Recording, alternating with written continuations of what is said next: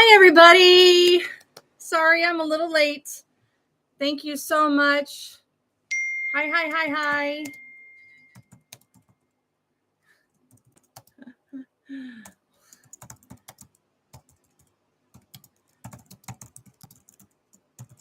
Yes.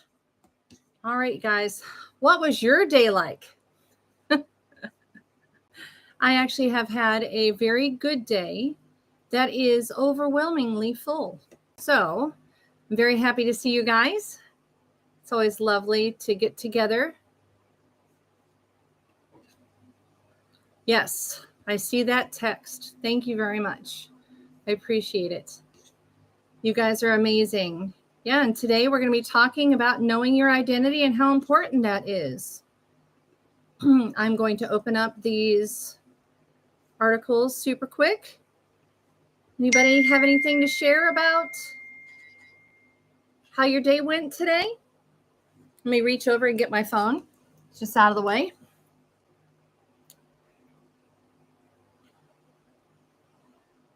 Alrighty. Yeah. Again, I'll say it's very nice to be able to, just cut off parts of a recording when I need to. What do you guys anticipate about us talking about tonight? Do you have anything that you're thinking that you wanted to say? Thank you, Patty. All right, here we go. Almost completely ready. What do you guys have to drink today? Today, I do not have hot tea because, frankly, I'm a little bit warm already. So I have iced tea in my mug. How about you guys? Oh, very good. Hey, Patty, you got out to get a good walk in. That's wonderful.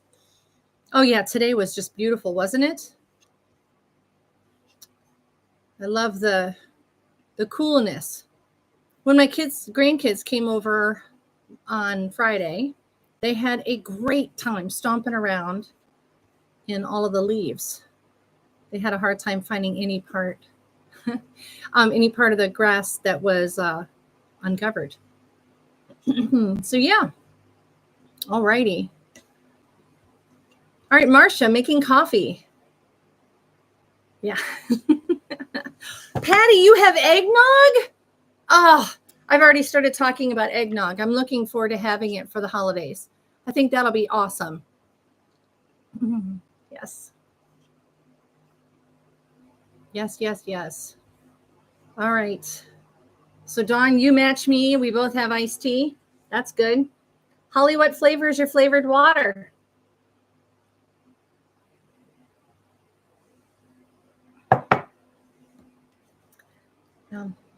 Ooh, grape.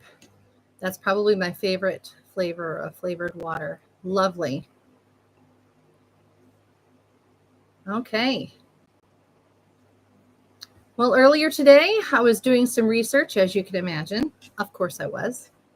Trying to get some information together for our talk. And excuse me, one of the books is just out of reach. One sec. There are lots of different ways to identify your individuality, your uniqueness. And it dawned on me while I was out this evening that I have an entire portion of one of my journals where it was very important for me to know who it is that I am, what my strengths are, what my weaknesses are, if you want to call them that. The things that I specialize in, things that people have said about me to me through the years, things that come easily, things that inspire me, all those wonderful things. So yeah, I had that all written out in here and I will find it to share with you guys. Not necessarily what I ended up, I'm not going to be sitting here talking about myself, but the ways that, the questions that you answer, the ways that you dig in further to figure out what exactly is your unique identity and your personality, because everybody should be the truest version of themselves that they possibly can be. And everybody in society needs you to be that. So Yeah. I have 5 articles. Let's see. Which one should I start with? There are some very important things. When you know yourself really well, and when you're going through that process, you actually have the opportunity to build empathy for others. I don't think I've shared this on this podcast before, but one of the time, there was a person that I was having a really hard time connecting with, and I wasn't sure why. It's not like she irritated me, but there was just always friction, and we didn't coalesce very easily.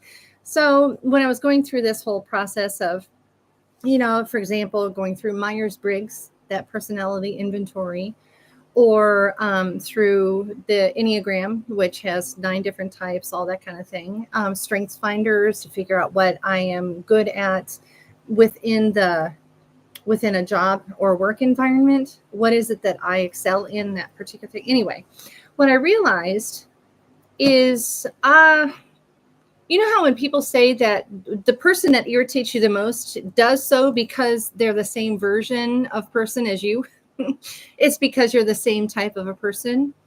Well, that's not what I find. I find that the people that I have a hard time connecting with, like this one I was just referencing, is somebody who is exactly opposite of me. If I'm, as Myers-Briggs would say, ESTJ, then she is INFP. Kind of hard to understand each other that way. Right? I can't understand her perspective. And isn't that what empathy is all about? The more empathetic you are, the more you understand another person's perspective, and the more you can understand why they make decisions the way that they do. This is why, one of the reasons why, knowing yourself well actually builds empathy, which ends up building society much stronger with much more resilience. And that's even where we do things like shopping small. As they say around the holidays, especially, like, don't go to the huge corporations. Make sure that you go and you support the small guy, the small business that's around the corner, the person that's inside your city. Well, you're supporting that one person in the thing that they're thriving in, the thing that they are doing that is expressing the most true part of their personality, and you're helping them live off of that particular vocation. So, oh, Patty, I have never tried eggnog mixed with coffee. That sounds like a great thing. Okay, well, the first article that we're going to talk about is called Can Self-Awareness, or Knowing Your Identity, Help You Be More Empathetic? Just like I was talking about. There are 2 new studies according to this, and this is actually from 2018, pre-COVID, if you can even remember those years. It's hard to believe. That's almost like it was a different life. Wow, the way that things have changed. Okay. The article starts out by saying, by definition, empathy is a social practice.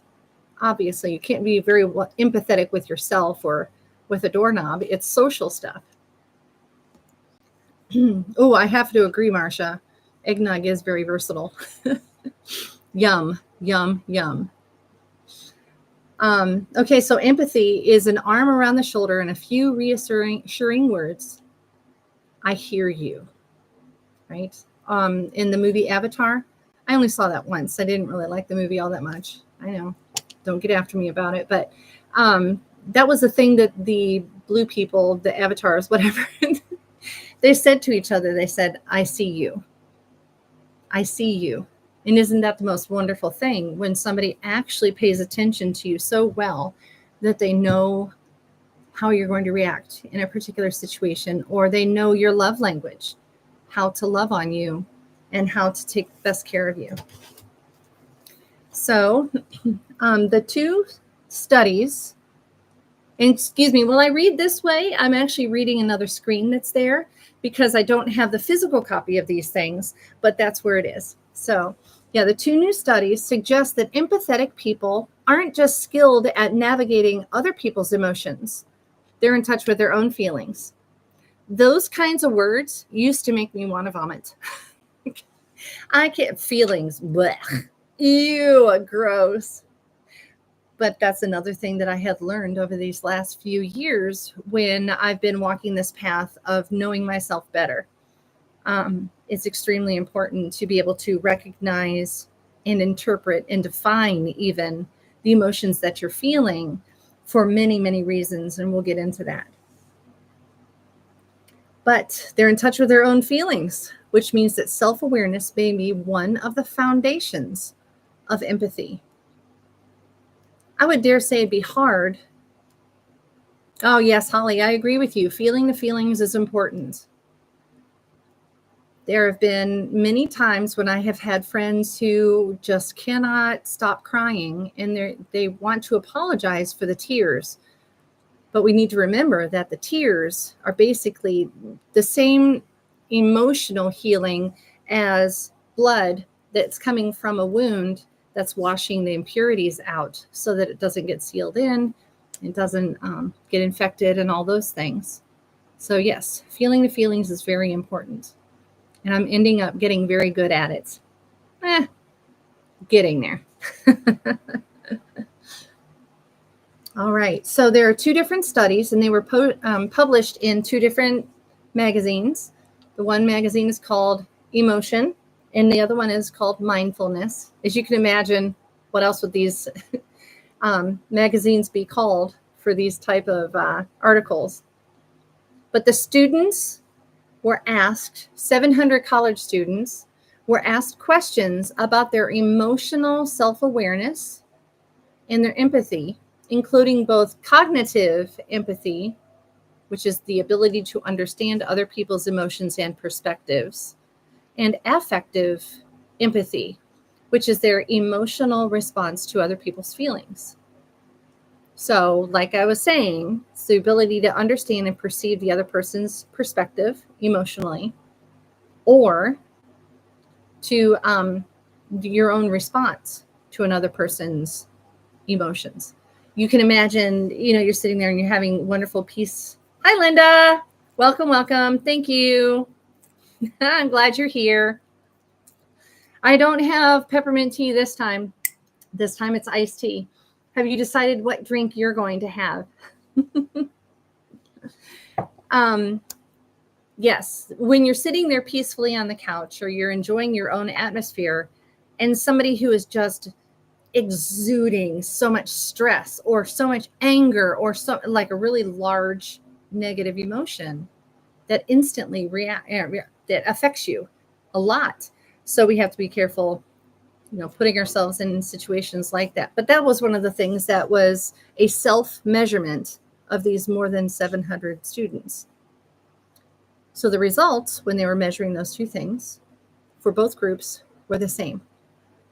The more self-aware, the greater their cognitive empathy. So that's good. That's good. Oh, poor kitty. Yeah, the kitty needs your lap. So hurry up, get your drink and sit down. Join us.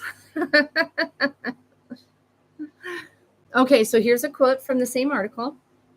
Emotional clarity and cognitive empathy may be associated because both constructs involve identifying and describing emotional experiences. Okay, I know we were talking about knowing your identity and all that wonderful stuff. You're probably wondering, what does this have to do with anything? Well, we need to look inside ourselves and, to understand our identity, who it is that we are built to be uniquely, the same traits that we share across humanity, and yeah, like that. So we need to start with our emotions at the very base, because sometimes things that will make another person angry might not make me angry. It might make me laugh, or doesn't affect me. This is at the very core of understanding yourself, knowing what your carrot is, what pulls you forward and what your triggers are, your experiences that you've had in the past. things like that. So that's why we're starting with emotions. Do you tend to express your emotions well? Do you hold back? Do you inhibit that expression? So I wonder how you guys feel about feelings. How do you do with your emotions? Like when you were a kid, did you cry a lot? Did you laugh a lot? Were you quiet? Were you super talkative? I don't know what that's like. I definitely was very talkative. I was always getting in trouble for talking. And then he try to move you to a different seat. You just have a different person to talk to. That's all. Right? But what were you guys like when you were kids? When you were sitting in that classroom, what is it that made you unique within the 25, 30 kids in the classroom? Marcia, yes. Spoken like a true matriarch. You usually deal with the issue and then fall apart later because you don't have time to fall apart right now. What good is that going to do? You have to fix the problem and then you can fall apart later when everything is okay. I understand that one for sure. Okay. Yeah. All right. That's pretty much what they had to say in that particular article, which was wonderful. And then there's another article here that talks about the critical role of identity, especially when you're in your teens. When you're in your teens, that's the time that you can figure out a lot more about who you are, not just what makes you unique, but also what you excel in and what you're passionate about. It's very important to learn that. And sometimes in high school, that's a difficult place to try to develop those things, but it also can be a very good place to develop those things. Okay, some people are answering in the chat.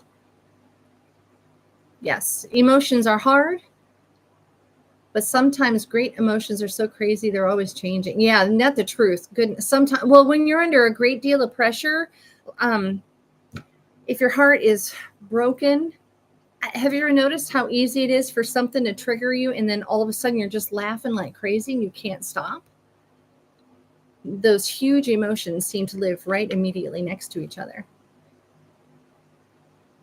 Marcia, you were quiet and shy? Well, I'm glad you're not as quiet and shy as you were. That is a tricky thing though, isn't it?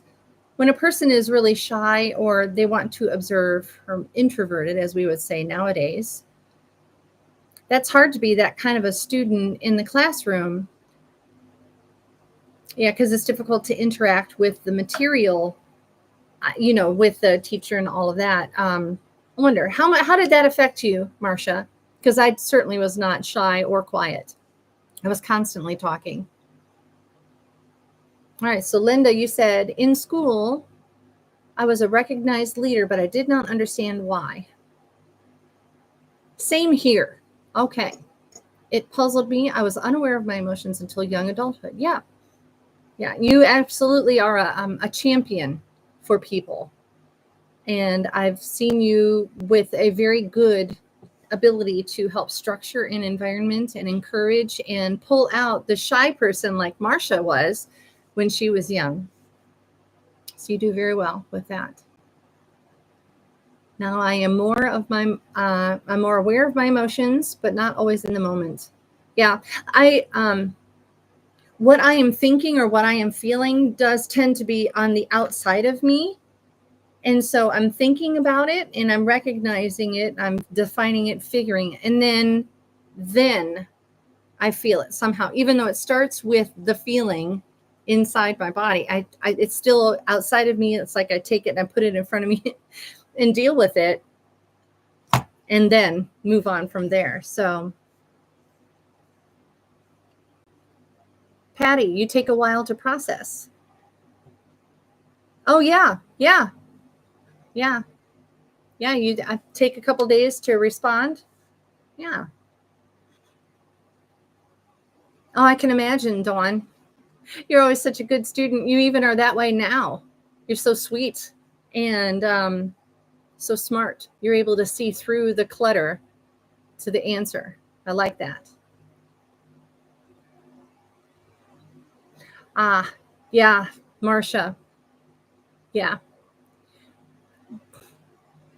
One of the things that I wanted to talk about in my social psychology dissertation, that's going to start a year from January, is celebrating especially the neurodiverse people.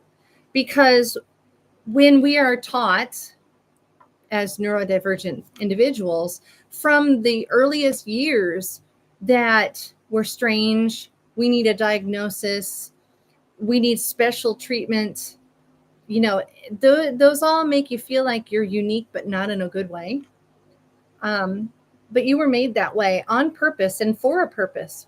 There are wonderful things about being ADHD or having dyslexia. I don't understand dyslexia super well yet, but I would like to learn more. Yeah, I can understand. There's something to be said for hiding in the public. Yeah. Right. Yeah. Yeah, you're welcome, Dawn. I'm just stating the obvious. But Marcia, yeah, that's the truth, wasn't it? People didn't understand how to handle me in the classroom. I still remember there were times that when a teacher would get my attention on whatever really difficult ADHD day, one teacher in junior high, he kept yelling at me until I was crying in front of the whole class and still wouldn't let up. Apparently I had gotten on his last nerve and he wasn't going to have it anymore. So I understand there is a lot to be said for hiding in the mix and not stepping forward. But again, like I said, these are things that we need to celebrate and not hide from, because you were made that way on purpose, even if not everyone understands, even if they are the opposite of what you are. So, yeah. Oh, very good. That's an excellent way of thinking about it, Marcia. Dyslexia teaches you to puzzle things out. I always loved puzzles. And you're very good at figuring things out, like, the technology workflow kind of thing, too. Yeah. So first thing that we need to talk about is your emotions, being able to recognize them, going at a pace in life where you can actually, wait a minute, I'm feeling something. Why do I all of a sudden feel very negative? Why do I feel angry? Like, you take it from, you figure out, are you mad? Are you sad? Are you glad? Are you getting hysterically happy? Why? Is that coming from anxiety? What's going on? So to learn more about your emotions and learning to define them so that you can work on them and understand yourself better, my wonderful friend got me one of these. I had one before. This one is fantastic because it's nice and it's a metal sheet here. But as you can see, the way that you use it is you start in the middle here, where it's sad or happy, you're surprised, you have fear or anger or disgust, those kinds of things. And then if you're having a hard time developing the definition of what you're feeling, try to clear out the clutter, the mental, emotional clutter, sit there and figure it out. And I'll tell you a story in just a moment about how important this is. But if you're sad, then you can start here on that part and then go to these words and see if any of those apply to the type of sad that you're feeling. Are you guilty or abandoned? Do you feel despair or depressed? Do you feel lonely or bored? I told somebody earlier today that my dad used to say that boredom is between your ears. And this was a group of kids and they were trying to fight with me. They were saying, well, what's between your ears is your nose, or what's between your ears are your eyes. No. My dad was saying, you're empty-headed, basically, if you're bored. He was a funny guy. All right, so then you take it a step further. If you're feeling sad and you think that it's guilty, then you feel either remorseful, like, gee, I wish I hadn't, or I wish I did, whatever. And then ashamed. And you get the idea. So going through this and figuring it out is very helpful. And I'll tell you the reason why. Let me see if I can. There are two different emotions wheels. That's what these are called, that I have. And each one actually has a different mixing of all the emotional words. And I found that actually very helpful, because if one doesn't seem to fit the bill, like I'm not able to completely define what it is that I'm feeling, the other one would, you know? But just one moment, and I'm going to look at this, see if I can find the, well, I'm not going to even bother taking the time for that. But I was having a very full day, and I had some friends coming over for a Tuesday night like I do every week. And I was very excited that everybody was coming. And I thought, you know what? I even have a little bit extra. I'm going to get a hold of this one particular friend who comes every Tuesday night, or most every Tuesday night, and see if she wants to come early for us to hang out. And she agreed. She was willing and able, was looking forward to it. Great, wonderful. So I got about my business, getting as many of my chores or tasks completed as I could. I finished everything. And so I sat down on the couch, and she texted to say she's on her way, right on time. Everything was going great. And while I sat there, I was starting to get irritated. And I thought, why am I irritated? And so I knew that this was a very important thing to define, especially these strong and negative feelings, especially before you interact with other humans, because you definitely don't want to ruin relationships or transfer that negativity onto somebody else. So I sat there for a while, and I was thinking, why am I, you know what? I'm not irritated. I'm sad. Then after, I don't know, maybe a minute and a half or 2 minutes, something like that, I realized I was grieving. Now, some of you have already heard this story, and forgive me for telling it again, but this is a very important point. While I was waiting for my friend to come and for us to connect, hang out, catch up, before the other friends even came to join, if anybody knows me, they know that this is my favorite kind of a day. Well, why am I grieving? Well, 2 days before that, another friend and I, we found a very, very badly injured kitty and brought her home. I brought her to my house and dropped my friend off.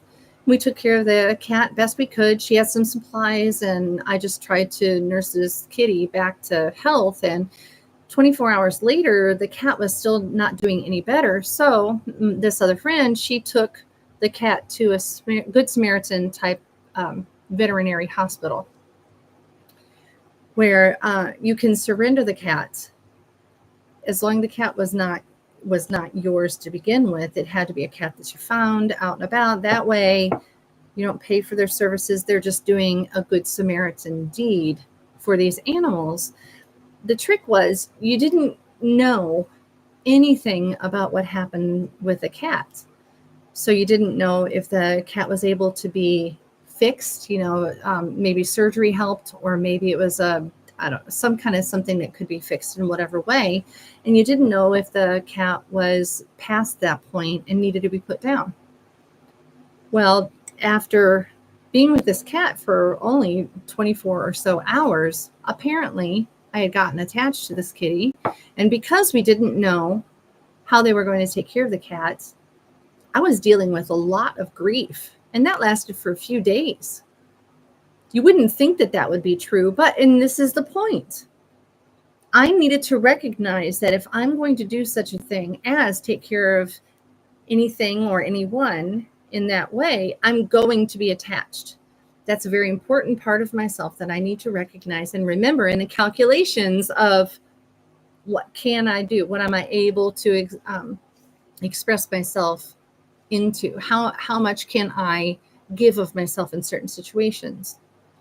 And if I had not taken the time while I was sitting on the couch to figure out that that was the situation, I could have very easily spiraled in another direction, thinking that the friend that was coming to hang out that I was excited about seeing was actually getting on my nerves. I don't know why I invited you over here. I don't like you anyway. Ridiculous things that they're so not true.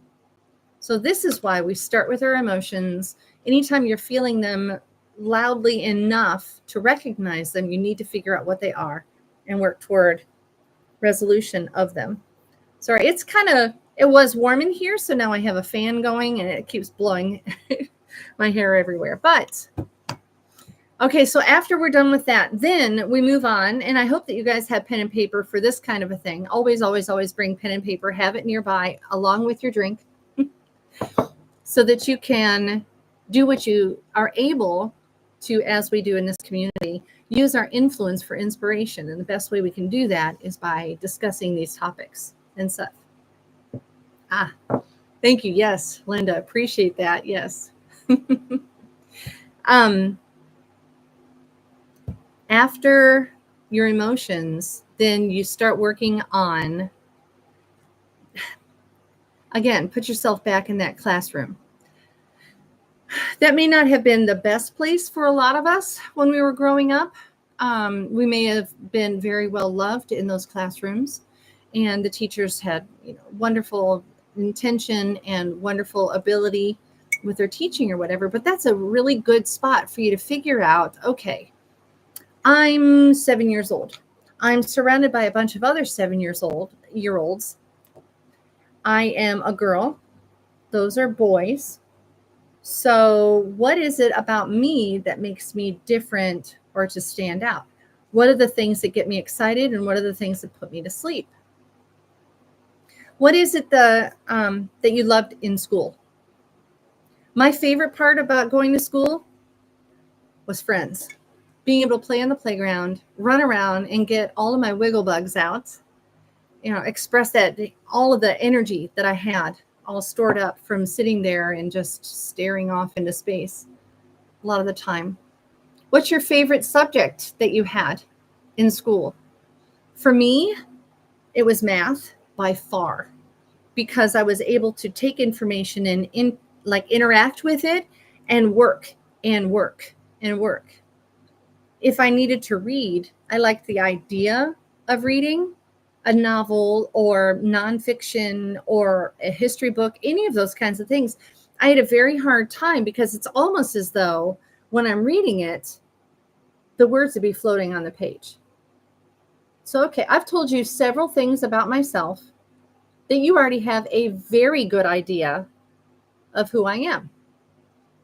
Things that I have on my list of my identity. ADHD, the words are floating on the page, right? I have a hard time with that. The smell of newsprint would actually upset my stomach. Okay, so my senses are a little sensitive. Maybe that's another thing. What do I need? I need the hardback book because that won't bother me. These are things that I understand. Okay, so I have the ADHD. I love math. What are some of the things that are true about you guys?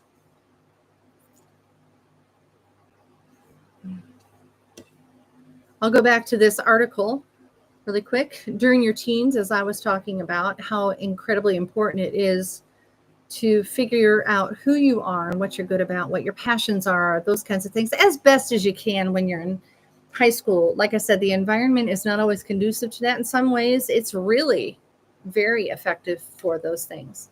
But by the time you're 25, your frontal lobe is fully developed and you're able to know a lot better who it is that you are. But in high school, those are the years that you need to start working on that and helping kids in that age figure it out too. Okay. Let's see, getting to the importance of identity.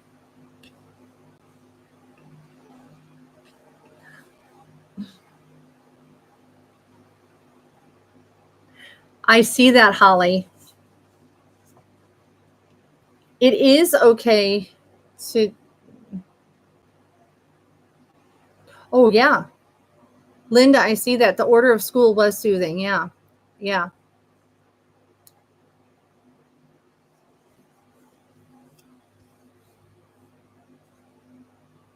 That's great.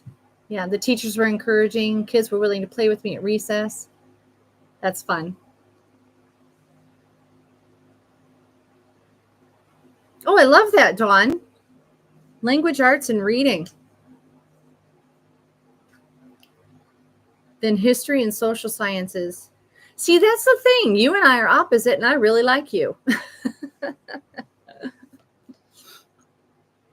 Oh, okay. All right. Smooth and out of oh, yeah. That's hard when you have to move when you're going, especially through the elementary school years, isn't it? You love third grade. My third grade teacher. Oh my goodness, I've never had a teacher yell so much in my life. So you don't want. Oh yeah, Marcia. Yes, I do want you to get started. That's what we're dealing with here. We want to know what was it about those things, and actually take the time to figure it out. Why was it so bad? Was it just because the teacher yelled a lot, or was it? I mean, there are other things to say about what it was like in third grade, but somebody was so one of the kids that I saw earlier today was talking about being in fifth grade, and the first thing my mind went back to was my fifth grade teacher. He was a great guy. The first time that I had a male teacher, and he did a great job, but I still remember one time he had this yardstick, and he was trying to teach us about vibrations and how they equal sound in many times, or sound is always a vibration, right? So he was taking the yardstick and had it on the countertop. So it was hanging over, and he go boing, boing, and then, pulling it out further, and then pulling it back and back and back. And then one time he hit it a little too hard or something, and it broke. So he went to reach down and pick it up off of the floor, and his pants ripped. I'm still mortified for the poor guy. A room filled with 10 and 11-year-olds who were definitely paying attention, because that was a very interesting example. But yes. So anyway, okay. This is another thing about me. I like physical comedy. I'm still having a hard time trying to choke back laughter. But yeah. Yes, Holly. I knew you and I were the same. Math, that's the way that it should be. What is it that's comforting about math to you? Like I said, I love it. Gets my mind busy. It gives me something, like Linda was saying, that framework, the rules. There's a right answer, and that's that. If it's not the right answer, then it's wrong. Not with statistics, as you guys know how much I love it. But anyway, yeah. So this article. Each of us is unique in how we express our emotions, the way we are viewed by others in terms of our personal style, character, passions, strengths, and vulnerabilities. There you go. Yes. Yeah. So Holly, you're saying it's something about getting the right answer in the end. Yes. There's that, like, yeah, I got it. I like that too, obviously. Okay, so let's talk about, we're going to run out of time because I'm having too much fun talking about this kind of stuff. But, okay, well, remember, we started with our emotions and learning enough about ourselves that we get the basic understanding of ourselves. What does this feeling mean? And, taking the time to consider it and figure it out. Then, has anybody ever done any of the personality profile quizzes, the Myers-Briggs or whatever? That would be interesting to hear about. You all know that I'm very excited about that. Oh, Holly, no. What? Oh, my goodness. We'll have to talk about that sometime soon, because it's empowering to know how you're built. And it also helps you understand. I'll tell you another story. One of the profiling systems, it's called the Enneagram. And you can have anywhere from type 1 through type 9. And between those, you have what they call wings. And then you have the different subtypes. There's social, and it goes on from there. Anyway, I know that I am an Enneagram type 1 with a wing, meaning I lean toward the characteristics of a 2, and social implications of that. I know this about myself. I know that this is the way that I'm going to act 90% of the time. Well, from my marriage, I had learned certain things. As you guys know, I'm a divorced empty nester, and it's an okay thing that I'm divorced, because this marriage was most of the time not good. The things that I learned from that marriage ended up giving me kind of triggers. So when my daughter got married, I always tell everybody that he's my favorite son and all that great thing. He's my favorite kid even, but he's amazing. He's wonderful, but he's very quiet and pensive. And you can see that there's a lot of intellect behind those eyes. A lot of times when I would be interacting with people or just in the same room with him, he would kind of just sit like that. And when I would see him, I mean, he wasn't doing anything wrong, but I was starting to feel like he's getting angry with me and he hates me. He's not going to, and I was starting to shrink back. And it was affecting the way that I perceived his entire personality and what he thought of me and all of that. Then he took the same Enneagram personality quiz and try to figure things out. The Enneagram is a different one than the other ones, but you have to figure out exactly, try it on like you're going shopping for shoes. You try this one on. Is this one right? Or is this one right? Whatever. Turns out that the guy, when he's sitting there just like this, he really is just observing. He's trying to think like an introvert would, figure everything out, and then express it. So that that realization was so freeing in our relationship. All of a sudden, I felt safe again. That was really important. Oh, okay. Well, Linda, maybe we should try that next time that we're together. Maybe I should drive everybody crazy on a Tuesday night and have us talk about personality types and see how that goes. That would be fun because I can't get enough of that kind of stuff. That's really good. But you see how in all these different examples where if you understand your own emotions and you take a minute to figure them out and you do things like read this book by Brene Brown, Atlas of the Heart, and down here, mapping meaningful connections and the language of human experience. If you read things like this and you understand how to define your relationships, or define your emotions and such, the better your entire life is going to go. You're going to learn empathy. You're going to become much more resilient. You can feel like, oh, okay, well, that's that feeling. So that means that, and I can attach that to that. Oh, that wasn't a big deal. That's okay. I'm fine. Or having gone through particular intense emotions, you can feel like, okay, I remember feeling like this before. My heart was ripped into and I felt like I was just getting completely stomped on. But you know what? I made it through those times. I'm going to make it through it again. I can do this. Through defining your emotions, through understanding your unique personality and your giftings and your skills, you build resilience.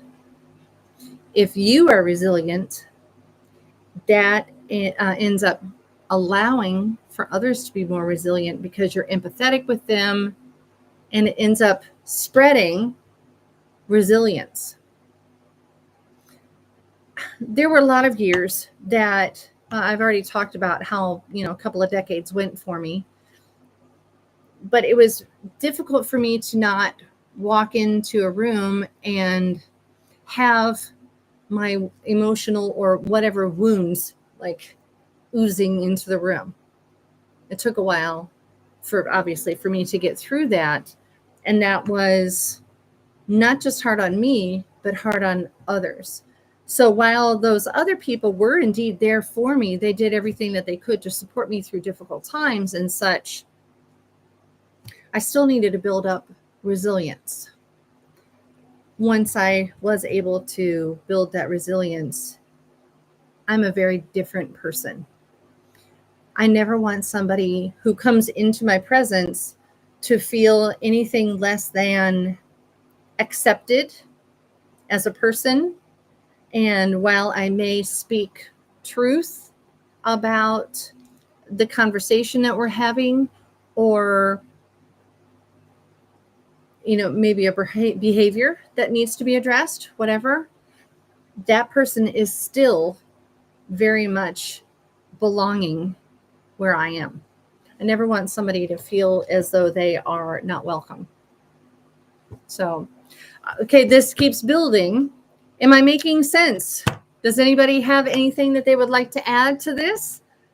I still have some more things to talk about, but we're getting close.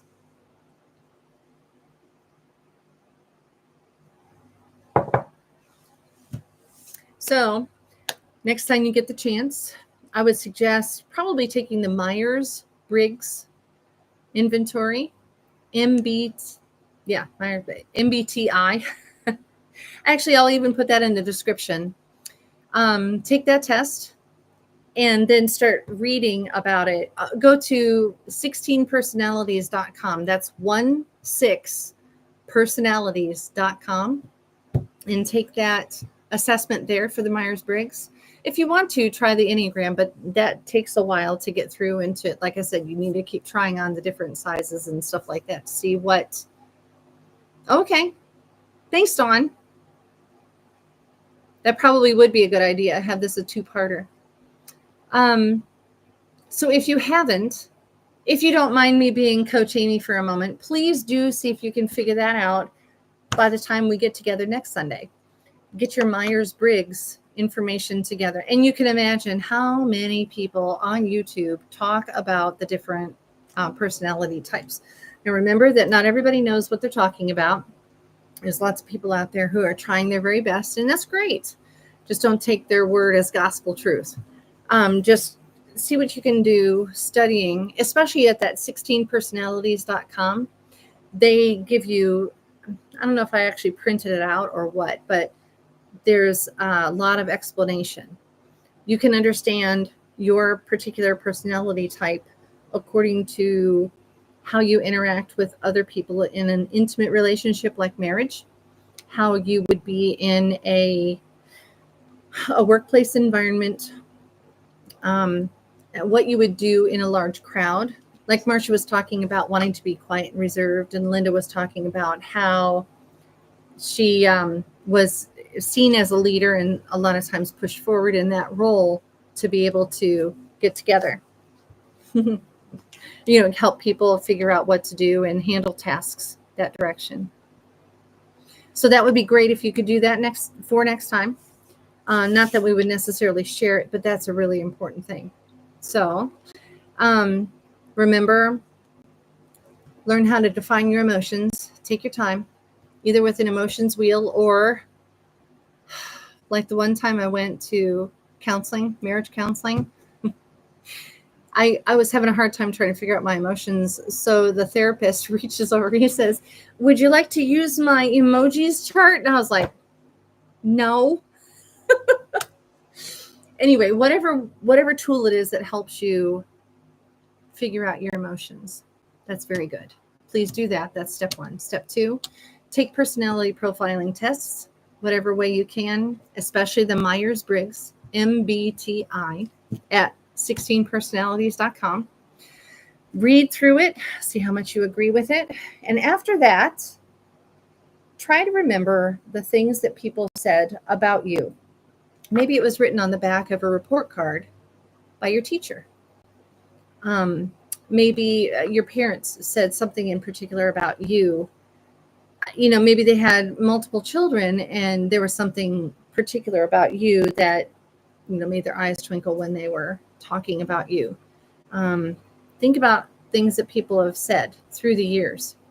That's the one list. And then another list is when you're talking about a particular topic that just gets you really excited, what is it? What are they? I've already talked about how much math I love. I love all the math except for geometry is okay. But, especially at the calculus level, that's my favorite. So, okay.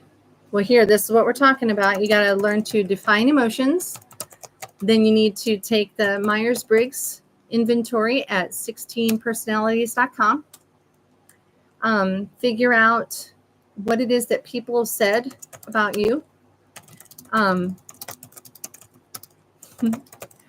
What is it that gets you very excited about things? And let me go ahead and say that this is not being egocentric.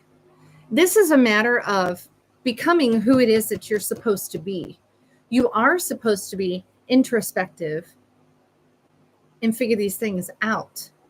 How can you possibly be empathetic with another person when you're not, you're not sensitive to your own needs, so that you can learn about them? You hear what I'm saying as we were talking about knowing your identity brings resilience, and it also brings empathy with strength and strengthens even society.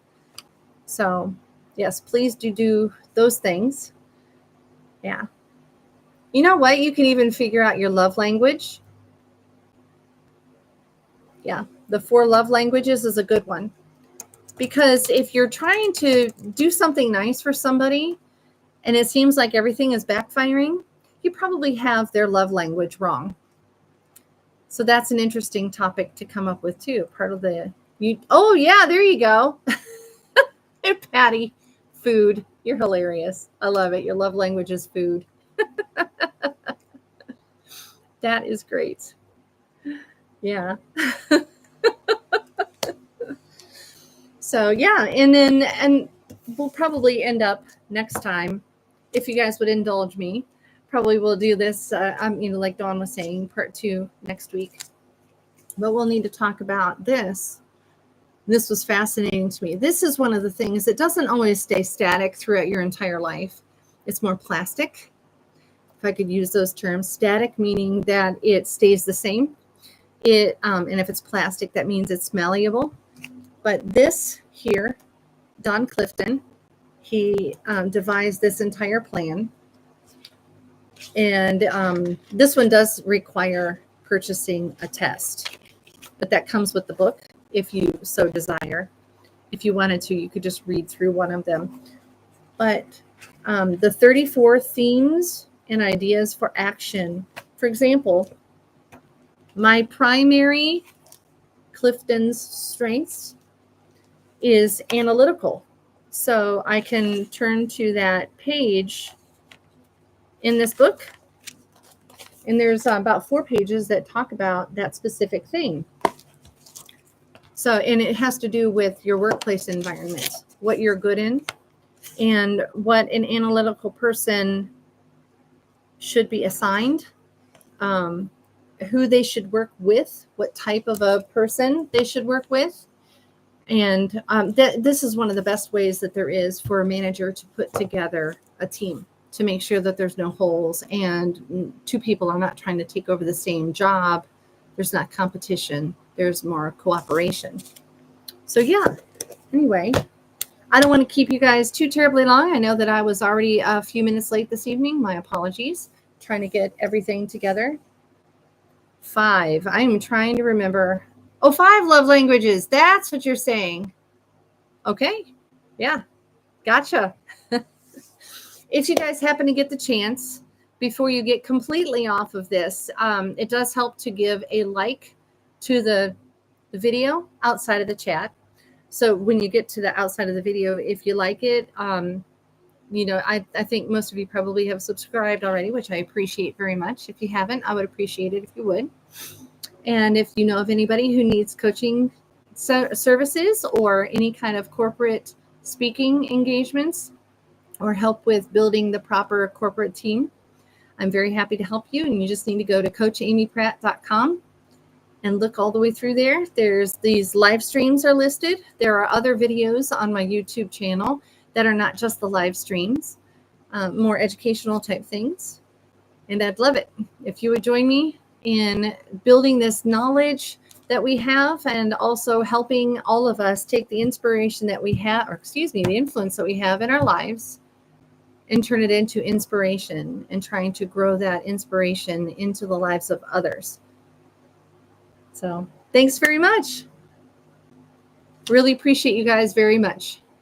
I hope I tell you that enough.